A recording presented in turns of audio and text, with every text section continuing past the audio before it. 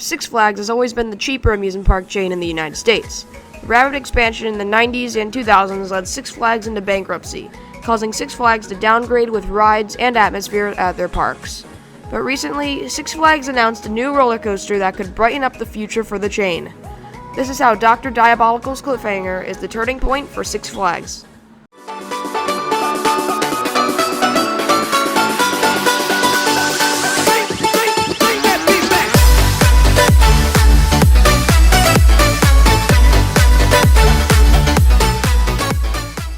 Six Flags in the early to mid-2000s expanded too quickly to become stable.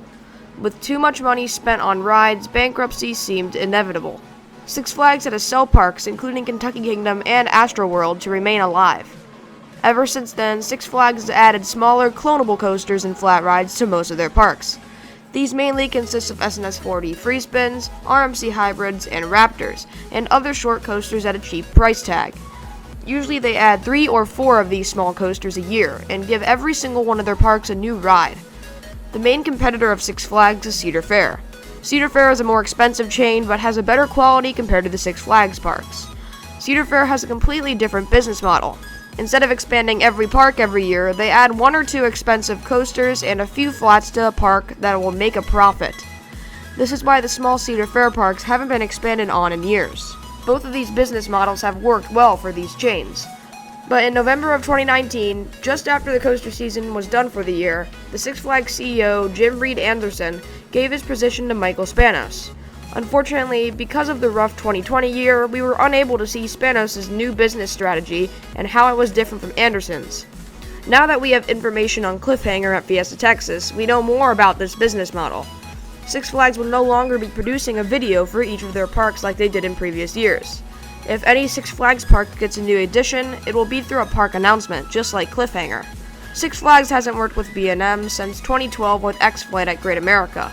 Cliffhanger shows Six Flags' new willingness to work with expensive companies.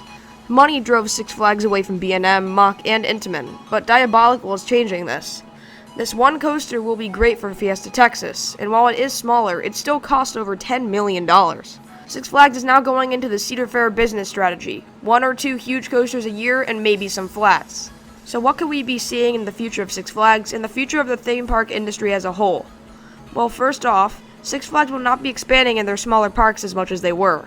Parks like Magic Mountain, Fiesta Texas, Great America, and Great Adventure will receive bigger additions every 4 or so years. Smaller parks like Six Flags Darien Lake, La Ronde, and Six Flags America will not be poured into as much as they were in prior years. These parks might not get anything for a while, just like Dorney and Michigan's Adventure in the Cedar Fair chain. The small parks could very well get some upgrades, and maybe a family coaster, but not anything major, at least for a few years. So what coasters could we see with this new business model? We could see a lot of new coasters that Six Flags was not willing to try out. Expensive coasters are back on the list for Six Flags to try. Six Flags Great Adventure could very easily get a Mach or Intamin launch coaster, which is exactly what they have been missing for years. These big parks aren't going to get free spins or star flyers anymore.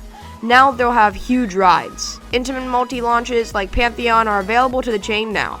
Hypers and Gigas, the coaster that Magic Mountain needs, is finally a possibility. And these expensive throw machines that parks in the chain were lacking isn't all. With the gap years in the parks and the new Cedar Fair model, Six Flags could have a nicer atmosphere and environment in their parks. We could see parks like Six Flags St. Louis having a Carowinds atmosphere. And as crazy as that sounds, it's possible. Landscaping would become more prominent in their parks. Operations and food could improve. The future is bright. And even though it may seem like less coasters now for the enthusiasts with the gap years, it could spawn more. Most Six Flags parks are located near other parks. For example, Great Adventure is close to Hershey, and Six Flags America is close to Kings Dominion. Previously, if a Six Flags park got a 4D free spin and a nearby competitor got a Hyper, there wouldn't be much of a big competition between the parks. But if Six Flags gets bigger rides like a dive coaster and a competitor nearby gets a wing coaster, competition would spark in order to draw in the guests. And competition in coaster parks means great coasters in closer years, because they want to make a profit. Six Flags has a bright future ahead of them, and Dr. Diabolical's cliffhanger is just the start. Thanks for watching this video. If you enjoyed, make sure to leave a like and subscribe. Comment below what you think cliffhanger could mean for Six Flags and email me with questions or concerns. Have a great rest of your day.